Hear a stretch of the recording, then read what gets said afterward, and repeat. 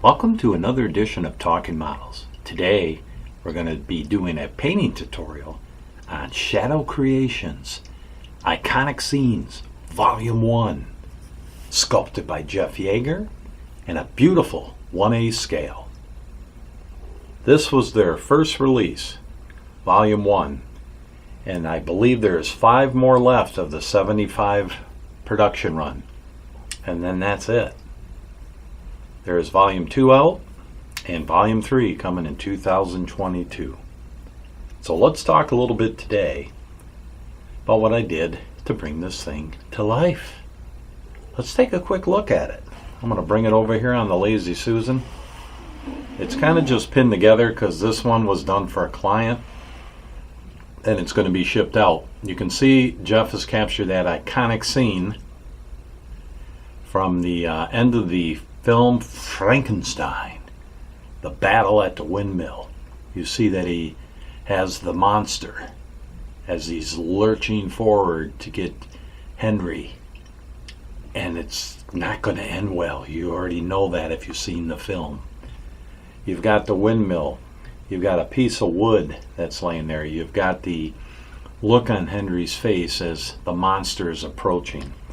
You've got a nice wood floor, which would be the wood floor in top of the windmill. Kind of spin them this way.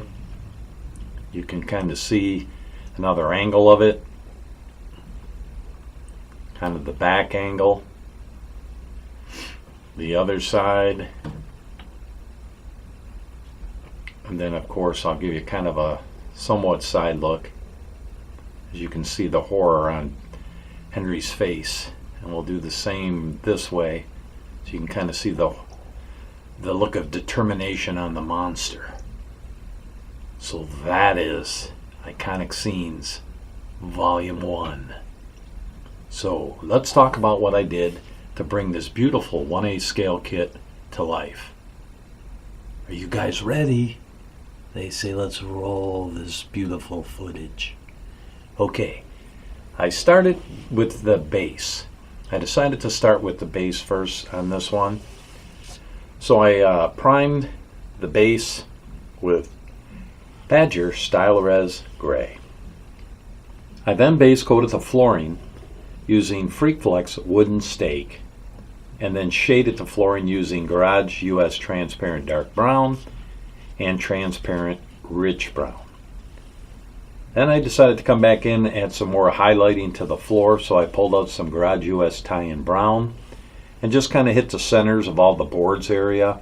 That way you get a little bit of the shading you've already done, your base color, and then I quieted it all down using some transparent black.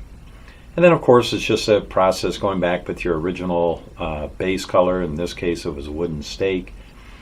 Coming back in with the transparents, coming back in with the tie-in brown, you get it a process. And then of course you just gauge it as you're going with the transparent black just to kind of quiet things down. And believe it or not, the floor was done. Now for the wheel and the pillar. And there's a piece of wood that is also included with this kit. So what I did is I base coated, obviously, both using Sargent Art Black. And then I dry brushed the pillar using Delta Karim Coat Dark Brown and FreakFlex Old Wreck Rust for the plating on the pillar. I then shaded the pillar using Garage US Transparent Dark Brown, and Garage US Transparent Red Oxide was used for the plating on the pillar. Now for the wood piece, I dry brushed it using Delta Karim Coat Spice Brown and shade it using Transparent Rich Brown.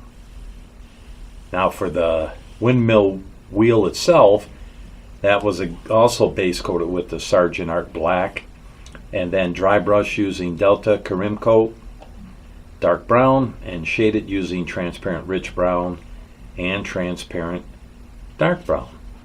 And believe it or not, the base was done. Onto the monster.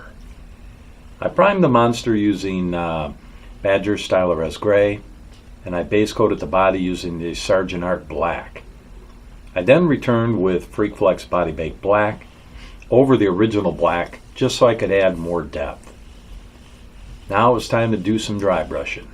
I dry brushed the pants using the Delta Ceram Coat dark brown. The jacket was dry brushed using Anita charcoal, and the boots using Delta Ceram Coat spiced brown. And the shirt, I pulled out some Freak Flex Nair black. And all these colors were dry brushed on. And then of course it was time to quiet it all down with some transparent black. And again, you're going to go through that same process. Dry brushing, highlights, more on the raised areas, just kind of giving it a nice look, and then of course quieting it down with transparent black, and again back and forth. Now, onto the head. I base coated the head and hands using Delta Ceram Coat AC Flesh, and shade it using Garage US Transparent Golden Yellow, and then re-highlight it using the AC Flesh. I then shaded the face and hands using Transparent Raw Umber and Transparent Mars Red for the scars. And then it was more highlighting to the face and hands using the original color, the AC Flesh. And at this point I base coated the hair using the Sargent Art Black, and base coated the eyes using Freak Flex Bleach Bone Tan. You want to do that with black a lot of times for the hair. That way you can see where your flesh tones are going. And then you got to either do more shading, more highlighting. It kind of just brings the piece together. Now on the hands, I base coated the metal part on his hands with the black, and did some more shading to the face and hands using Garage US Transparent Pale Flesh. And that's the point I went down and shaded the boots using Transparent Raw Umber. And then I pulled out some Garage US Transparent Medium Green and misted that in the face and hands, just to give it a fleshy greenish dead look. At this point I dry brushed the staples on the head and hands using the Freak Flex Silver Bullet, and painted in the eyes using Freak Flex Body Bag Black, and Garage US Tongue for the lower eyelid area. And believe it or not, the monster was done. On to Henry. I base coated the jacket using Freak Flex Mummified Brown, and the pants using Garage US Khaki. And the boots, I used Freak Flex Road Rash Brown. The tie was base coated using Freak Flex Ripper Red, and Freak Flex Body Bag Black for the belt. And I originally used an ivory white for the shirt at this point. Then I came back in, I highlighted the jacket using Garage US Tie-In Brown, and shaded the pants using Garage US Transparent Raw Umber. The face was base coated using Freak Flex Suntan Flesh, and Body Bag Black for the hair and eyebrows. And I added highlights on the flesh, on the raised areas using Freak Flex Pale Flesh, and then of course shaded the face using pastels. Now, for the eyelid area, the lower eyelid area like you would see in your eyes, I pulled out some Garage US Tongue, and with a real fine brush just kind of followed the lower eyelid. And for the eyes I used Body Bag Black. At this point I re-highlighted the shirt using Freak Flex Turned Ghost White. I just thought it needed a more starker white. And I added some accents to the sides of the hair using Anita's charcoal, and toned it down using Transparent Black. I wanted to give like an age look to the sides of the hair, that men's salt and pepper look, as they say. So I came back in and re-highlighted the jacket, boots, and pants with the original colors, and shaded using Transparent Rich Brown. Wooden Stake was used for the eye color, and Body Bag Black for the pupil. Onto the hands.